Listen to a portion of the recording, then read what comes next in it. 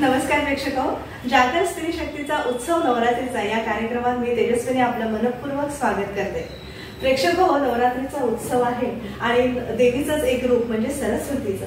आणि तू तर छान असं किशोरीताईंचं गाणं सरस्वती किशोरी आंबोणकर यांचा छान असा फोटो ठेवलेला आहे, खूप सुंदर वाटतंय आणि काय म्हणतात ना, घरात आल्यावर एक छान मंगलमय वाटतंय आणि त्या फोटोकडे बघून असं फार चैतन्यदायी वाटतंय। आणि शास्त्रीय संगीतामधील पुढची धुरा म्हणजे किशोरीताईंचा आशीर्वाद असू दे, विदुषी अश्विनी भिडे देशपांडे ताईंचा आशीर्वाद आहे तुझ्याकडे आणि तू पहा पुढे वारसा समर्थपणे पेलते आहे, त्याचा आम्हाला खूप आनंद आहे।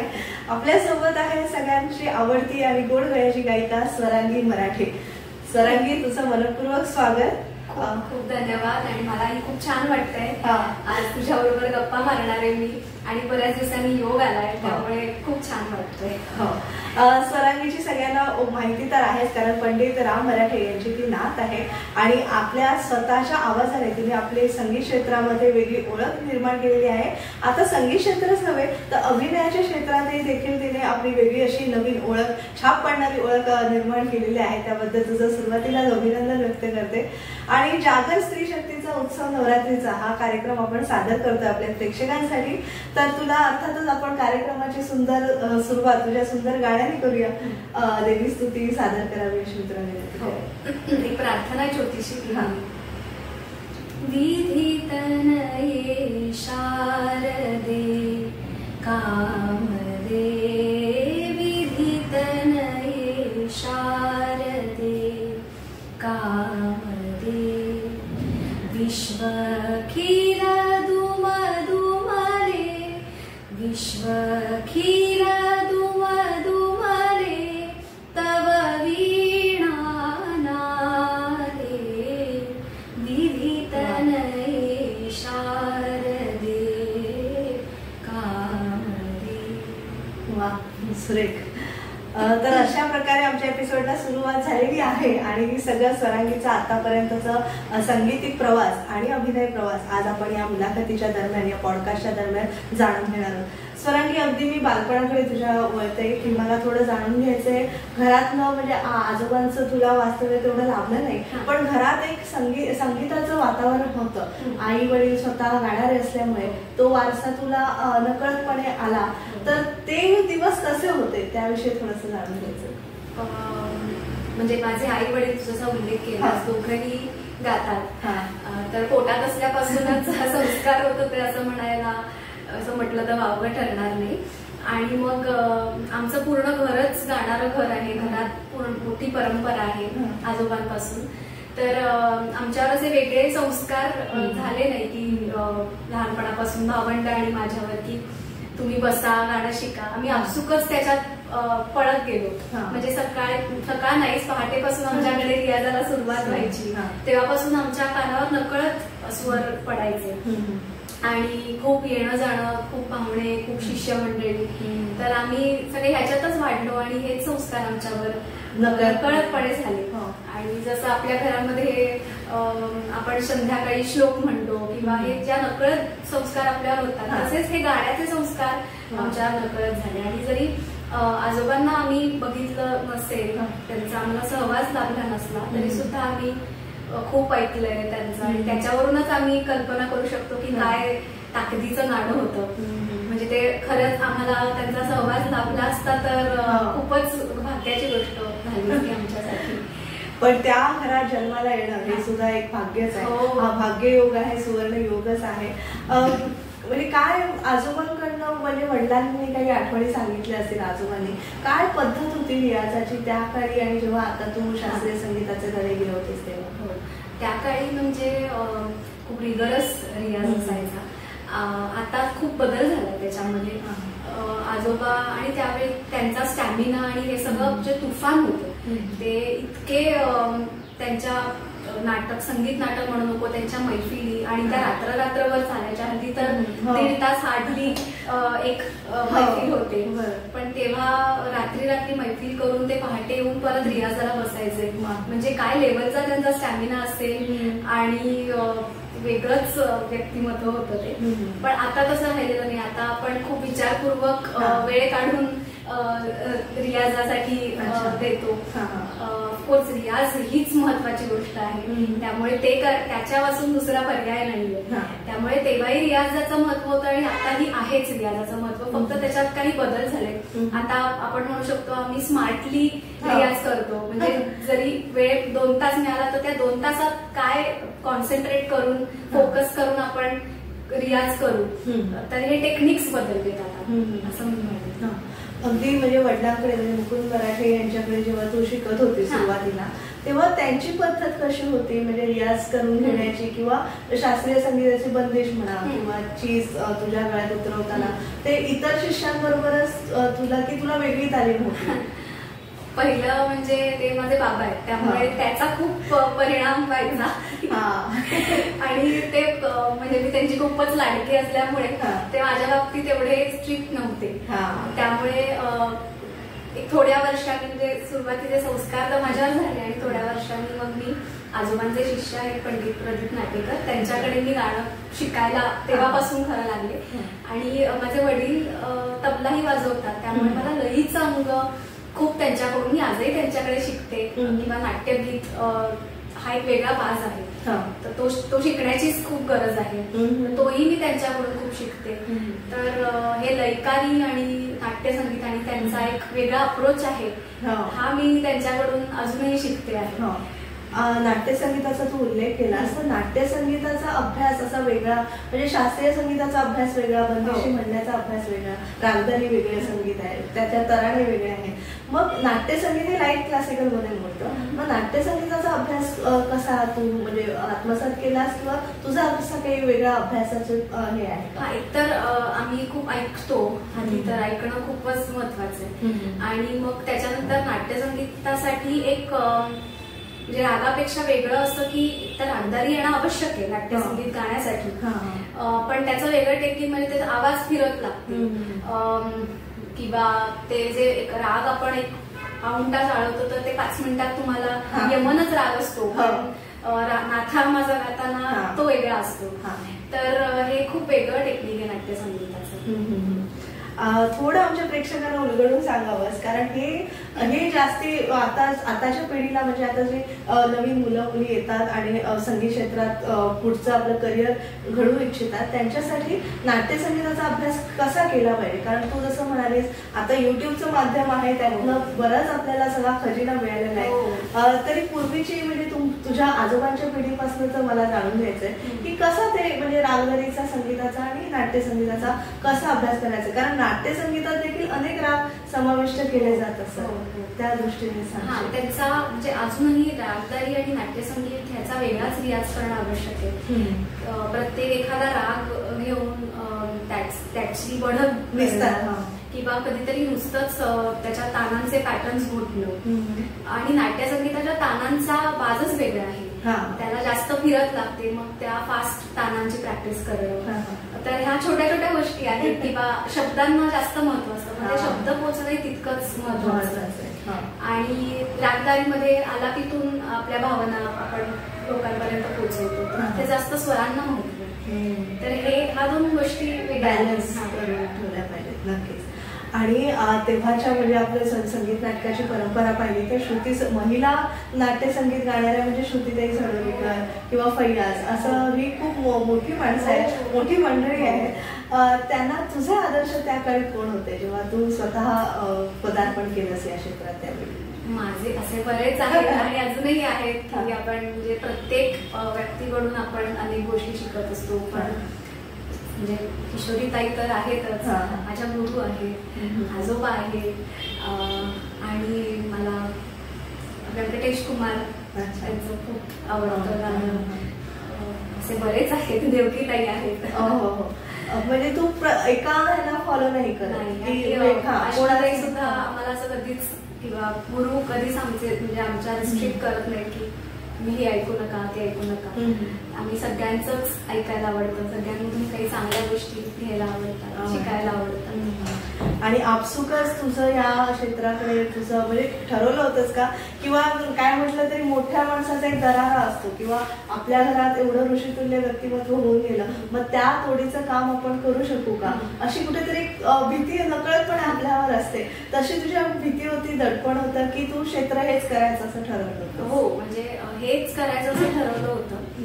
आणि जबाबदारी तर आहेच, कारण एवढं मोठं नाव आहे आणि त्यांच्या सारखं किंवा त्यांच्या इतकं तर आम्ही कोणीच बनू शकत नाही. आम्हाला प्रत्येकाला आमचं गाणं पुढे न्यायचंय.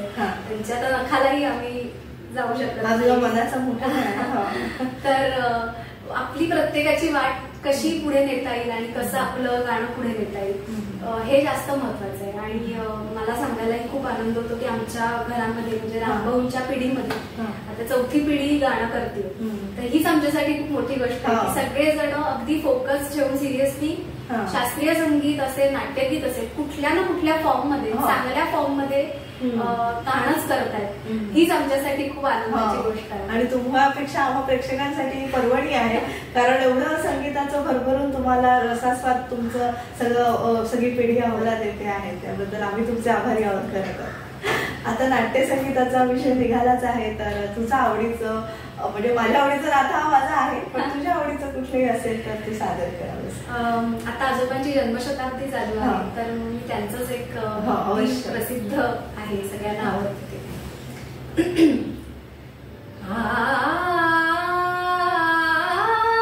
सोहम हर डमरू बाजे, सोहम हर डमरू बाजे, उसके सुरतालोपे, उसके सुरतालोपे, सुखकारक झूले पर झूम रहे सरिता सर, भुवन त्रय गाजे, सोहम हर डमरू बाजे, सोहम हर डमरू बाजे.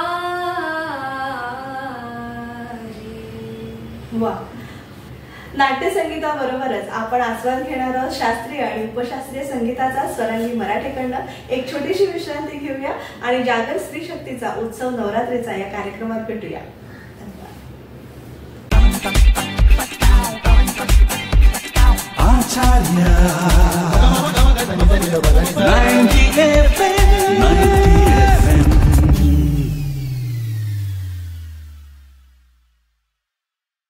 नमस्कार प्रेक्षको, विश्रांतीनंतर तुम्हा सगळ्यांचं पुन्हा एकदा स्वागत. जागर स्त्री शक्तीचा उत्सव नवरात्रीचा या कार्यक्रमात आपण स्त्री शक्तीला भेटतोय आणि आजची स्त्री शक्ती आहे स्वरांगी मराठे. स्वरांगी, आता आपण सगळ्या गुरूंबद्दल बोलतोच आहोत, तर आता ज्यांच्याकडे तू तालीम घेते आहे त्यांच्या घराण्याविषयी तर जाणून घ्यायचं आहे आणि अश्विनी ताईंकडनं तुला कशी तालीम मिळते त्याविषयी जाणून घ्यायचं. तुला मी जसं मगाशी म्हटलं, मी सुरुवातीला प्रदीप नाटेकर यांच्याकडे शिकले आणि 12वी साधारण मी अश्विनीताईंकडे गाणं शिकायला लागले. आता मला 14-15 वर्ष त्यांच्याकडे होती, अजूनही शिकते आहे. आणि 12वीत म्हणजे मोठा डिसिजन होता की कोणाकडे शिकायचं, कारण म्हणजे फिमेल आर्टिस्ट कडे शिकणं जास्त चांगलं, म्हणजे व्हॉइस स्केलचा हे होतो. त्यामुळे आम्हाला सगळ्यांनाच आधीपासून अश्विनीताईंचं गाणं सगळ्यांनाच आवडतं, पण मी पण आधीपासून ऐकायचं त्याचं गाणं आणि माझी खूप इच्छा होती की मला त्यांच्याकडे शिकायला मिळालं तर खूपच मोठी गोष्ट असेल माझ्यासाठी. तर मला जयपूर अत्रवली घराण्याचंच गाणं खूप आवडतं आणि कदाचित माझ्या स्वभावाला सुद्धा ते सुटेबल आहे, म्हणजे शांत गायकी आहे किंवा असं. तर अश्विनीताईंना विचारलं आणि त्यांनी बोलवलं आणि मग सुरू झाली तालीम. आणि म्हणजे त्याच्यानंतर तालीम तर सुरू झाली, त्यांच्या मागे साथ करणं असं. आणि अगदी म्हणजे फक्त सांगीतिक नाही तर सगळेच संस्कार, एक माणूस म्हणून कसं असायला पाहिजे असेही संस्कार ते आमच्या भारतात, अगदी कलाकार म्हणून. आणि म्हणजे आईसारखंच प्रेम करतात त्या. आणि नाही म्हटलं तरी कसं आपण प्रेझेंटेबल असलं पाहिजे, कारण आता इव्हेंट झाल्यामुळे कसं होतं आपण प्रेझेंटेबल सुद्धा, तू आहेस नो डाऊट कुठे, पण ते कला सादर करण्याची सुद्धा एक कला आहे नाही का. मग तो राग कसा मांडायचा बोलायचा ही सुद्धा एक कला आहे आणि मला वाटतं ते सगळं शिक्षण अश्विनीताईंकडे मिळालं. म्हणजे त्यांच्या फक्त म्हणजे समोरासमोर तालीम तर फारच महत्वाची असते 1 to 1, पण त्याहीपेक्षा नुसतं त्यांच्याबरोबर मी कुठे गेले साथीला बाहेर महाराष्ट्रात किंवा बाहेर गेले तर इथेही त्यांच्याबरोबर राहून अनेक गोष्टी शिकायला मिळतात. त्या किती साध्या आहेत, इतक्या मोठ्या लेवलच्या त्या आज आर्टिस्ट आहेत, पण किती डाऊन टू अर्थ आहे, किती म्हणजे सगळ्यांना सामावून घेतात, सगळ्यांचं गाणं त्यांना आवडतं. त्यांचा जो अप्रोच आहे तो मला खूप आवडतो.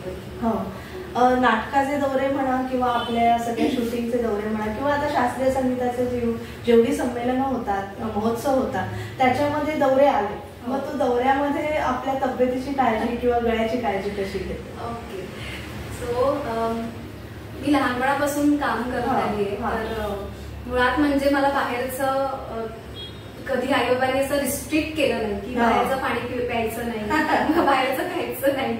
तर त्यामुळे मला आता सवय झाली की आपण कुठेही गेलो तरी तिकडचं आपण जाऊन तिकडे ऍडजस्ट करता आलं पाहिजे. मग ते खूप मोठं हॉटेल असेल किंवा एक छोटीशी जागा असेल, त्याचा परिणाम आपल्या गाड्यावर किंवा स्टेजवर बसल्यावर होऊ द्यायचा नाही, याचा मी प्रयत्न करते. आणि हे अश्विनीताई नेहमीच आम्हाला सांगत असतात की स्टेजवर बसल्यावर कुठल्याही इतर गोष्टींचा आपल्यावर परिणाम होऊ द्यायचा नाही. तर फक्त एवढंच आहे की मैफिल असेल एखादी तर त्याच्या आधी थोडे दिवस मी गार पाणी पिणं किंवा आईस्क्रीम जे मला प्रचंड आवडतं ते खाणं टाळते किंवा ऑइली किंवा तिखट, पण अदरवाईज मी हे एवढं फॉलो करत नाही. बरं. आणि गाण्याचा रियाज आपण बोललो, आवाजाची काळजी कशी घ्यायची हे बोललो, तरी सुद्धा घरच्यांचा तुला कसा सपोर्ट असतो? कारण ह्या कलाकारांना घरच्यांचा सपोर्ट मिळणं फार गरजेचं आहे. तर दोन्ही घरी तुला सुदैवाने चांगली घरं मिळालेली आहे, माहेर आणि सासर. ते घरच्यांचं कौटुंबिक जबाबदाऱ्या कशा सांभाळतेस? माहेर तर माझं पूर्ण गाण्यात आहे, त्यामुळे सगळ्यांनाच माहिती आहे. पण माझ्या सासरचं जास्त कौतुक आहे, कारण माझ्या सासरी गाण्याचं कोणी बॅकग्राऊंड नाहीये, पण सगळ्यांना गाणं खूप आवडतं. आणि आता माझा नवरा सुद्धा खूपच सपोर्टिव्ह आहे आणि मेन म्हणजे माझ्या सासूबाई खूपच सपोर्टिव्ह आहेत. जसं म्हणजे आईसारखंच त्या मला सपोर्ट करतात, म्हणजे गाण्यातल्या नसून सुद्धा ही कौतुकाची गोष्ट आहे. आणि आता तर मला 2 मुलं आहेत, त्यामुळे त्यांना सांभाळून करणं म्हणजे टास्क असतो. त्यावेळी म्हणजे माझा दुसरा मुलगा आहे, तो अगदी बाळासल्यापासून मी सुरुवात केली, मी बाहेर पडायला सुरुवात केली. त्यावेळी माझे आई वडील, नवरा आणि सासू हे होते, एवढी मोठी सपोर्ट सिस्टीम होती म्हणून मी बाहेर पडू शकले. म्हणजे अशा अनेक मुली आहेत ज्या खूप टॅलेंटेड आहेत, पण त्यांना सपोर्ट सिस्टीम नाहीये म्हणून त्या बाहेर पडू शकत नाही. पण मी खूप लकी आहे की माझ्याकडे एवढी सपोर्ट सिस्टीम आहे, म्हणजे आज कुठल्याही मावशीकडे मी न सांभाळायला देता माझी मुलं आजच्या एकदम छान वाढतात आणि संस्कार. आणि मी असं क्षेत्र निवडलंय ज्याच्यामध्ये मी घरी राहून तेवढ्यापुरते प्रोग्राम्स करून त्यांना वेळ देऊ शकते. त्यामुळे माझं हे आधीच ठरलं होतं की मी जॉब नाही करणार, घरी राहून त्यांना वेळ देऊ शकते, ठराविक त्यांची वर्ष, वाढीची वर्ष, असं मी आधीच ठरवलं होतं. छान. म्हणजे तू कौटुंबिक जबाबदाऱ्या पण उत्तम सांभाळतेस आणि करिअर सुद्धा तू छान सांभाळते. आता कुठले महोत्सव तुझ्या अगदी संस्मरणात राहिलेले आहेत किंवा कुठला कार्यक्रम आपण वेगवेगळ्या ठिकाणी जात असतो, भारतभर किंवा विदेशी सुद्धा, तर तुझ्या कुठल्या अशी मैफिल रंगतदार झाली, प्रेक्षकांना आवडली आणि त्याविषयी थोडंसं सांग.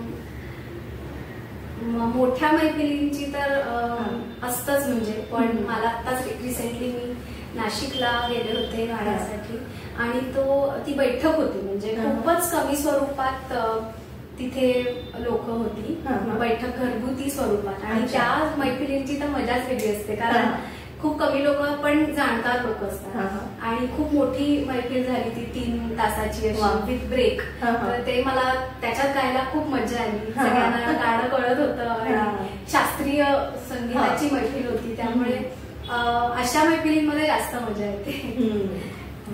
आणि अर्थातच आता रियाजाचं तुझं टेक्निक तू सांगितलंस, आता मैफिल साधन म्हणजे परफॉर्मन्स लेवलला तू कशी तयारी करतेस? परफॉर्मन्स एकतर म्हणजे एक डेली रियाज असतो तो वेगळा, की म्हणजे गळ्यासाठी जी तयारी असते ती, आणि एखादी मैफिल असेल तर त्याच्या मागे खूप विचार करावा लागतो म्हणजे रागाचा, की मैफिल काय वेळेला आहे त्या वेळेनुसार राग निवडावा लागतो. आपल्या मागे पुढे कोण आर्टिस्ट आहे ते कुठला राग गाणार आहे त्याच्यावर आपला राग, मग एक राग मोठा आणि दुसरा राग छोटा, मग त्या दुसऱ्या रागाचा विचार करावा लागतो आणि मुळात ते आपले राग तयार आहेत का, आणि मग त्याच्या दृष्टीने मग एक महिनाभर आधी त्याची तयारी सुरू होते. आणि मग मध्ये मी थोडा ब्रेक घेते कारण मग मला तेच करून मोनोटोनस वाटायला लागतं आणि मग असं नको व्हायला की कॉन्सर्टच्या वेळी मोनोटोनस होते, त्यामुळे मध्ये मी ब्रेक देते मग दुसरा राग घेते आणि असं तयारी चालू असते. आणि त्याचबरोबर तोच राग इतर आर्टिस्टचा ऐकणं हे खूप महत्वाचं, तोच मी इतर सगळ्या आर्टिस्टचा ऐकते. पूर्वीच्या काही एक उत्सुकता म्हणून विचारते, पूर्वीच्या काही एक म्हणजे पंडितजी वगैरे 3-6 महिने एकच राग शिकवायचे किंवा सा लावायला शिकायचे, त्या रागाचं सा लावणे हे फार महत्वाचं असतं. ते म्हणजे 6 महिने, आणि आता तर शक्यच नाही 6 महिने एक राग आळवणं, तर ते काय म्हणजे काय असतं नेमकं? तू म्हणलीस ते एक मला खूप आवडलं की त्या रागाचा सा, त्या रागाचा सा ही एक खरंच वेगळी कॉन्सेप्ट आहे, म्हणजे सा एकच आहे बरोबर आहे, पण त्या रागातला सा हा वेगळा असू शकतो. म्हणजे बुक मधला षड्ज आणि यमन, तर म्हणजे त्या एका षड्जावरून असं कुठल्या तरी मोठ्या व्यक्तीने म्हणून ठेवलंय की त्या एका षड्जावरून तुम्हाला राग कुठला आहे हे कळायला पाहिजे आणि हे येण्यासाठी खूप रियाज करायला पाहिजे. कदाचित म्हणून त्यावेळी फक्त षड्ज भरणे असं म्हणतात की पहाटे उठून फक्त काय तर षड्ज भरणे ओंकाराच्या स्वरूपात, तर हे असेल. आणि त्यावेळेचं कसं खूप स्ट्रिक्ट होतं, रिगरस होतं तालीम देण्याची पद्धत, त्यांच्या दृष्टीने की 6-7 महिने किंवा वर्ष एकच राग चालायचा, तर तुम्हाला अजून येतच नाहीये, कारण खरंच एखादा राग येणं असं आपण म्हणूच शकत नाही, कारण त्याचे एवढे पैलू असतात, इन्फिनिटी लेवलला ते जातं एखादा राग, आपण इतकं ते डीप जातं, त्यामुळे कधी असं म्हणूच शकत नाही की हा राग मला आला असं. म्हणून तुला असं कधी झालंय जस्ट गमतीचा एक प्रकार म्हणून राग आला नाही पण तुला राग आलाय? कारण तशी तू शांत स्वभावाची पण कधी कोपिष्ट झाली का, वडील झाले असतील कदाचित, अगं तुला हा राग अजून जमत नाहीये असं कधी झालंय का? हो, मला असं रागाच्या बाबतीत नाही झालंय, म्हणजे मला मूड जातो, एवढं आपण कष्ट घेतो पण ते आपल्याला जमत नाही, तानांमध्ये असेल किंवा, पण आता असं की त्या दिवशी जे असेल त्याचा रियाज करायचा, असं मी याच्यावर आली.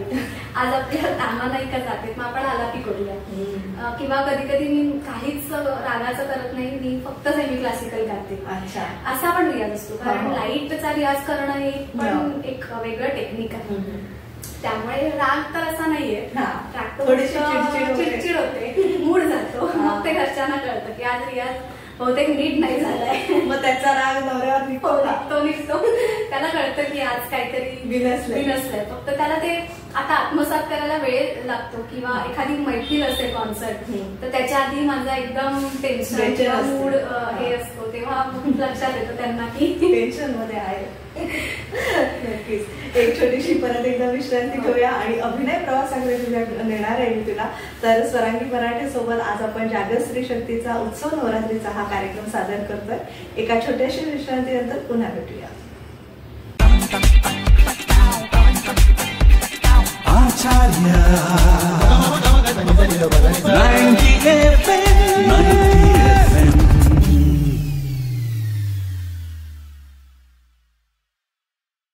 विश्रांतीनंतर तुम्हा सगळ्यांचं पुन्हा एकदा स्वागत. जागर स्त्री शक्तीचा उत्सव नवरात्रीचा या कार्यक्रमात आज आपण सुप्रसिद्ध गायिका स्वरांगी मराठे हिच्याशी संवाद साधतोय. स्वरांगी अर्थातच मगाशी म्हटल्याप्रमाणे विश्रांतीला जाण्यापूर्वी आपण अभिनय प्रवासाविषयी जाणून घेणार आहोत. अगदी बालकलाकार म्हणून तू या रंगभूमीवर अवतरलीस आणि सगळ्यांचं मन जिंकलंस. आणि अर्थातच अगदी एका पॉडकास्टमध्ये मी तुझ्याबद्दल बरंच म्हणजे माहिती मिळाली की म्हणजे मराठी म्हणून का हिंदी चित्रपटसृष्टी आणि काय म्हणतात ना तसं भाग्यवान आहेस तू. असे चांगले चांगले प्रोजेक्ट यश तुला मिळाले. म्हणजे मराठीतले अवघा रंग एकत्रित झाला हे एक सुप्रसिद्ध नाटक आणि पणशीकरांच्या नाट्यसंपदेचं नाटक वाटायला येणं म्हणजे ज्यांची अशी मनीषा असते ना की मला नाट्य म्हणजे एक नाट्य संगीत असलेलं एक नाटक मिळावं तर ते आणि पणशीकरांचं नाट्यसंपदेचं मिळालं म्हणजे किती भाग्य. तर अवघा रंगाच्या थोड्या आठवणी थोड्याशा सांगशील म्हणजे दौऱ्यांच्या किंवा कार्यक्रमाच्या. अवघा रंग आलं तेव्हा मी होते 10वीला. त्यामुळे पहिलं असं होतं की नाही करायचं कारण त्याचे खूप दौरे होणार होते आमच्या घरची. आणि तेव्हा माझी आजी होती. माझ्या आजीने सांगितलं नाही करायचं कारण जुन्या ती नाही ती काही करणार नाही. मग आमच्याकडे स्वतः पणशीकर आले प्रभाकर पणशीकर आले की अहो असं नका करू तिला करू दे आम्ही सगळं ऍडजस्ट करू तिच्या परीक्षेसाठी आम्ही सगळं करू पण हे एवढं छान नाटक तुम्ही सोडू देऊ नका. तेव्हा माझ्या आजीने अट घातली होती की तिच्या बरोबर कायम तिची आई येईल. तर या अटीवर त्यांनी ते मान्य केलं आणि माझ्या सगळ्या प्रयोगांना दौऱ्यांना माझ्याबरोबर कायम आई आली. आणि मी तो प्रयोग श्री शिवाजी मंदिर दादरला पाहिलेला. अगदी एवढी छान चिटकली होती छान. तेव्हा अगदी तू 10वीत होती. आणि झाले म्हणजे खूप मी 350 प्रयोग केले. एक अमेरिकेचा दौरा केला आणि मीना नेरुळकरांचं ते लिखाण होतं आणि नाटक आणि अशोक समेळे त्यांचं दिग्दर्शन. खूप खूप गोष्टी शिकायला मिळाल्या. म्हणजे अगदी मला चालणं स्टेजवर कसं तिथपासून अनेक गोष्टी मला त्यांच्याकडून शिकायला मिळाल्या. नाटकामध्ये इतकी मोठे कलाकार होते ज्यांनी माझ्या आजोबांबरोबर काम केले ते प्रसाद सावकार, अमोल बावडेकर, जान्हवी पणशीकर, सुरुची अडाळकर असे आम्ही सगळे छान टीम होती पण छान होती. आणि सगळे मी लहान असल्यामुळे काळजी घ्यायचे लाड करायचे त्यामुळे खूप मजा यायची. दौऱ्यांना मजा यायची. पण त्यामुळे म्हणजे अख्ख्या 10वी असल्यामुळे मला खूप अभ्यासही तेव्हा करायला लागायचा आणि त्याच्यात माझी 10वी कशी झाली मला कळलंच नाही. पण एक सपोर्ट मिळाला. हो आणि अजून एक बूस्ट मिळाला की आपल्याला हे करून आपण हे करू शकतो. त्यामुळे असं अवघा रंगाचे खूप मजा किस्से आणि लाईव्ह नाटकामध्ये कसं म्हणजे गायचं म्हणजे बोलता बोलता आपण डायरेक्ट गायला आणि ते कसं त्या लोकांनी त्यावेळी केलं असेल. तेव्हा तो माईक नव्हते शेवटपर्यंत आवाज पोहोचायला पाहिजे आणि म्हणजे गाता गाता तुम्हाला रडायचंय आणि खूपच गोष्टी मला शिकायला मिळाल्या. आणि प्रसाद सावकारांकडून तर किस्से भरपूर आम्ही ऐकायचो त्यावेळेचे. आणि सावकार काका म्हणजे भर प्रयोगात सुद्धा एखादा असं टाकायचंय की तिथे पण आम्हाला लाफ्टर कंट्रोल करायला लागायचा. इतके ते मुश्किल आहेत आणि आमच्या सगळ्यांमध्ये लहान तेच होते. इतकी मजा यायची आम्हाला त्यांच्याबरोबर. आणि आभाळमाया ते आता आई कुठे काय करते ह्याविषयी म्हणजे कसं म्हणजे आभाळमायाचं शूट कसं होतं आणि आता एवढ्या वर्षानंतर आई कुठे काय करते त्याच्यामध्ये अनुष्काचं केलं तर तो काय डिफरन्सेस तुला आताच्या टेक्निकली तुला कसं वाटतंय त्याविषयी जाणून घ्यायचंय. अभिनयाचा तुझा हा जो ग्राफ आहे त्याविषयी जाणून घ्यायचंय. मला आभाळमाया म्हणजे आली तेव्हा मी 3रीत वगैरे असेल आणि तेव्हा काही एवढं नव्हती. आई बाबा म्हणजे मी सांगते ना की माझ्या करिअरमध्ये सिंहाचा वाटा आई बाबांचा आहे. कारण सगळे डिसिजन्स कारण मी बालकलाकार म्हणून जास्त काम केलंय तर सगळे डिसिजन्स करेक्ट डिसिजन्स आई बाबांनी घेतले. त्यावेळी मला काही कळत नव्हतं. त्यामुळे माझं जे करिअर झालंय ते आई बाबांमुळेच झालंय. कारण माझ्या बरोबर माझ्या आईने तर सगळं बाजूला ठेवून ती स्वतः गायिका आहे. तिने स्वतःचं सगळं करिअर बाजूला ठेवून पूर्ण मला वाहून घेतलं कारण मी एकुलती एक आहे.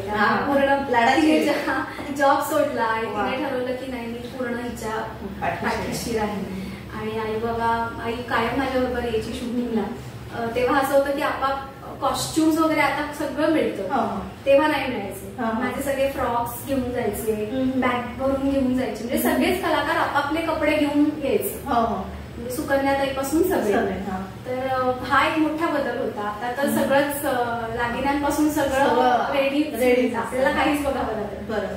पण त्यावेळी ती फर्स्ट डेली सोप होती. अल्फा चॅनल होता आणि खूप मोठी मोठी लोक होती. तेव्हा मला कळायचं नाही. आज जाऊन कळलं मोठ्या लोकांवर आपल्याला काम करायचं. मंदार देवस्थळीचं डिरेक्शन होतं. विनय आपटे होते आणि सुकन्याताई, संजय मुने, मनोज जोशी आणि मनवा होती नाईक. त्यामुळे मी लहान असल्यामुळे तर काय खूपच लाड व्हायचे आणि मला काही कळायचं नाही ऍक्टिंग म्हणजे काय असं कोणी शिकवलंच नाही. नॅचरल जे डायलॉग्स बोलायचे ते पाठ करून घ्यायचं आणि जाऊन तिथे बोलायचं आणि अतिशय घरगुती असल्यामुळे काही कठीण हिस्टॉरिकल नव्हतं, त्यामुळे कठीण नाही गेलं. आणि मग त्याच्यानंतर मला एकात एक असं काम मिळत गेलं. म्हणजे आजही मला फोन येतात ना तर मला विचारतात की तुझी प्रोफाईल दे. माझी प्रोफाईलच नाहीये, मी काहीच फोटोशूट केलेलं नाही, माझे असे कुठलेच फोटो नाहीयेत प्रॉपर जाऊन जे करतात ना तसं काहीच नाहीये. त्यामुळे कारण मी हे प्रोफेशनली कधीच केलेलं, मला एकात एक जे मिळत गेलं आणि ते चांगलं होतं, चांगली लोक होती तेच मी केलं. त्याच्यानंतर अभ्यासानंतरही मी सिरियल्स केल्या आणि मग त्याच्यानंतर अवघा रंग केलं 10वी असताना. मग त्याच्यानंतर अमरप्रेम म्हणून सिरियल होती ती केली झी मराठीवर. संभाजी मालिका त्याच्यात मी काम केलं. बाजीराव मस्तानी फिल्म आली ती नाही, हिंदीकडे मी वळणार आहे, आधी मराठी आपण घेऊया. हे केलं मी, नाटक केलं स्वप्नपंख म्हणून संपदा कुलकर्णी डायरेक्शन होतं आणि खूपच वेगळा अनुभव होता माझ्यासाठी. कारण त्याच्यामध्ये मेंटली अनस्टेबल मुलीचं काम मला करायचं. गाणं तर होतच पण हा खूप चॅलेंजिंग रोल होता की ती मेंटली अनस्टेबल असते, तिला पॅनिक अटॅक्स येत असतात, अशा मुलीचं काम मला करायचं होतं. मग त्याच्यासाठी मी वेगळं ट्रेनिंगच घेतलं होतं कारण असा रोल निभावणं आणि त्याच्यानंतर परत डोकं आपलं नॉर्मलला शांती आणि ते 3 तास पूर्ण त्या झोन मध्ये मी असायचं. अच्छा, ते नाटक मी केलं, खूप सुंदर नाटक होतं. आणि आता आई कुठे काय करते, अगदी नवीन कलाकार आणि सगळे आताच्या पिढीबरोबर काम करते. आई कुठे काय करते तर मी फॉलो करायचे सिरियल आधी आणि खूप छान मला आवडायचं त्याचं म्हणजे लिखाण, मला डायलॉग्स खूप आवडायचे आणि पण फॅन होते आई कुठे काय करतेची. पण मला असं सडनली फोन आला होता एकदा की त्यांना एक गाणारीच मुलगी हवी होती. तर मला फोन आला, मी ऑडिशनला गेले कारण ठाण्यात होतं म्हणून मी ऑडिशन दिली. कारण माझा बाळ तेव्हा लहान, दुसरा मुलगा लहान होता, त्यामुळे कास्ट कसं करणार, काय करणार. पण खूप टीम छान आहे कुठेकायची, सगळे एकदम सेन्सिबल लोक आहेत, त्यांनी खूप सांभाळून घेतलं आणि मला खूप मजा आली. मधुराणी असेल, सर असतील, आमचे डिरेक्टर असतील, रवी सर, सगळ्यांबरोबर काम करताना मजा आली. आणि खरंच त्यांचं जे एक कुटुंब आहे जे आपल्याला टीव्हीत दिसतं तसंच ते कुटुंब आहे, तसेच गोड आहे. मिलिंद सर म्हणू नका, रुपाली ताई म्हणू नका, सगळे तसेच आहेत. आणि मग सेटवर सगळ्यांनी अभिषेकचं काम करणारा, अभिषेक यशचं काम करणारा, सगळेच मिळून मिसळून आणि खूप आपलं असं करून घेतलं. आणि मला कसं कळलंच नाही की माझं बाळ छोटं आहे, मी त्याला हे ते सोडून असं कधीच नाही जाणवलं. मी त्यालाही सेटवर घेऊन जायचे. त्यांनी पण मला खूप सूट दिली होती की तू मध्ये जाऊ शकतेस, त्याला त्यांनी खूप ऍडजस्ट केलं आणि खूप छान अनुभव होता. त्याच्यामुळे मला गायला मिळालं सिरियल मध्ये. मी निलेश मोरीचं गाणं केलं, तिथेही खूप मजा आली, खूप मजा यायची. नक्कीच. मराठीचं जाणून घेतलं आपण तुझा अभिनयाचा प्रवास. आता हिंदीचं सुद्धा स्वप्न जर पूर्ण झालं ते म्हणजे मिशन काश्मीर ते आता बाजीराव मस्तानी, हा जो प्रवास आहे हिंदीतल्या चित्रपटांचा तो जाणून घ्यायचा आहे म्हणजे थोडक्यात. हो, मिशन काश्मीर मला अभामाच्या वेळी मिळालं कारण त्याचं शूटिंग वरतीच चालू होतं, अभामाच्या सेटच्या वरती. तिथे त्यांनी बघितलं आणि त्यांना एक म्हणजे काश्मीरी लुकची मुलगी हवी होती आणि डोळ्यांमध्ये आणि मी सांगू का मला सगळे आतापर्यंत रोल तसेच आले. संभाजीचं पण म्हणून होतं, बाजीराव मस्तानी, मला सगळे रोल तसे लुक्समुळे. म्हणजे एक काजळ आणि एक टिकली न लावली आणि एक चमकी, ह्याचा किती परिणाम होऊ शकतो आपल्या चेहऱ्यावर हे मला कळलं. पण कॉमेडी रोल कसे काय माझ्या तेच रोल एकदम मराठमोळा लुक आहे. पण एक मी टिकली काढली आणि काजळ घातलं, चमकी लावली की मला कॉमेडियन कोणीही म्हणू शकतं. तर मिशन काश्मीरचं तर झालं, छोटा रोल होता. संजय दत्त भेटले किंवा विनोद चोप्राचं डिरेक्शन होतं. पण ऋतिक रोशन तेव्हा काहीच कळत नव्हतं, आता भेटायला पाहिजे होते, आता ओळख तुला. मग त्याच्यानंतर बरेच वर्षांनी मला फोन आला होता संजनीला बन्साली प्रोडक्शन्स मधून. मला असं वाटलं की काही कारण मी तेव्हा काही करत नव्हते, माझं गाणंच चालू होतं. मला वाटलं कोणतरी प्रँक करते की असं कशाला अचानक फोन येईल आपल्याला. मग नाही, खरंच होतं. मी ऑडिशन दिली, माझं सिलेक्शन झालं आणि मग खूप मस्त प्रोसेस होती. एकतर खूप प्रोफेशनल सगळं आणि खूप म्हणजे अगदी बारीक टिकेपासून सगळ्या गोष्टींकडे टिकलीपासून लक्ष त्यांचं असतं. थोडे ते स्ट्रिक्ट आहे पण त्याच्यामुळेच मला वाटतं खूप छान काम बाहेर पडतं आणि खूप बारीक बारीक गोष्टी त्यांच्याकडून मला शिकायला मिळाल्या. सेट एवढे ह्यूज असतात आणि म्हणजे ते खरंच दैदिप्यमान असतं सगळं बघणं. आणि दीपिका पडुकोण बरोबर होतं काम माझं, रणवीर सिंग बरोबर होतं. खूपच छान अनुभव होता. वा, मस्त. आता अर्थातच पुढे काय करायचंय, म्हणजे फ्युचर प्लॅनिंग काय आहेत त्याविषयी जाणून घ्यायचंय. काही नाही, मला आता पूर्ण कॉन्सन्ट्रेशन सध्या माझं गाण्याकडे चालू आहे. खूप चांगले प्रोजेक्ट आले तर मी ते स्वीकारते, म्हणजे अभिनयात. पण सध्या तरी फोकस माझं पूर्ण गाणंच आहे, रियाज करणं आणि मैफिली आल्या तर त्याच्याबरोबर त्या अनुषंगाने रियाज करून पुढे जाणं आणि गुरुकडून शिकणं, ह्या सगळ्या गोष्टींमध्ये मी सध्या आहे. आणि माझी 2 पिल्लं आहेत, त्यांना हे खूप मोठी गोष्ट आहे. वा, आणि खूप सुंदर. आणि मला वाटतं जाता जाता कार्यक्रमाची सांगता अर्थातच तुझ्या गाण्याने व्हावी अशी तुला विनंती करते. माझी गुरुभगिनी आहे सायली ओक. सो तिची एक बंदिश आहे, ती मी सादर करते. देवी दुर्गे भवानी, देवी दुर्गे भवानी दयानी, माता जगत जननी सुखदायिनी वरदायिनी, देवी दुर्गे भवानी, देवी दुर्गे भवानी. वा वा, खूप सुंदर.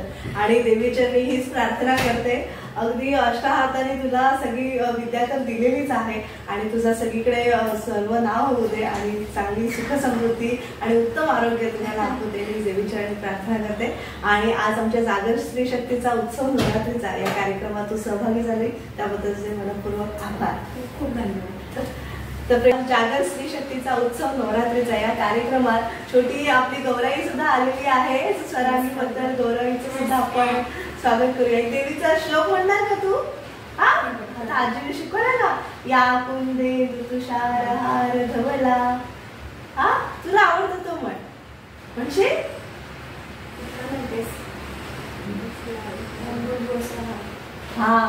गायत्री म्हणतो. वा, म्हणतेस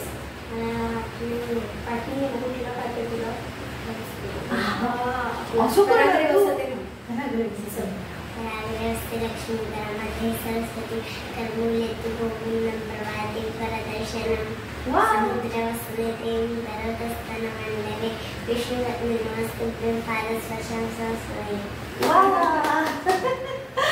तर जागर स्त्री शक्तीचा उत्सव नवरात्रीचा या कार्यक्रमात सुप्रसिद्ध गायिका स्वरांगण मराठी यांना आपण ऐकलं आणि हा आमचा कार्यक्रम तुम्हाला नक्कीच आवडला असेल अशी आशा व्यक्त करते आणि मी तेजस्विनी आपला निरोप घेते. धन्यवाद.